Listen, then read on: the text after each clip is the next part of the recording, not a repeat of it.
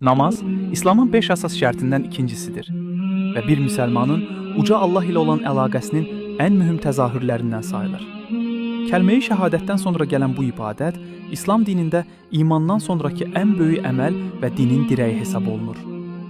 Namazın fərz, yəni vacib olması Quran-Kərimin ayələri, Peyğəmbər sallallahu aleyhi və səlləmin hədisləri və müsəlman alimlərin icması ilə sabitdir.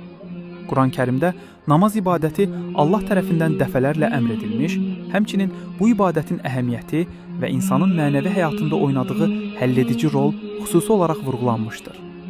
Ayələrdən bəziləri: Həqiqətən, namaz möminlər üçün müəyyən vaxtlarda fərz qılınmışdır.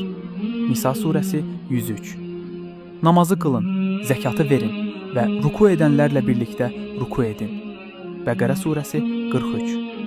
Quran ayələrində namaz ibadətinin əhəmiyyətinə görə namazın tərki ilə bağlı ciddi xəbərdarlıqlar da yer alır. Vay o namaz qılanların halına ki, onlar namazlarından qafildirlər. Məun surəsi 4 və 5-ci ayələr. Peyğəmbər sallallahu aleyhi və səlləmin hədislərində də namaz ibadətinin əhəmiyyəti bir daha xüsusi şəkildə vurğulanmışdır.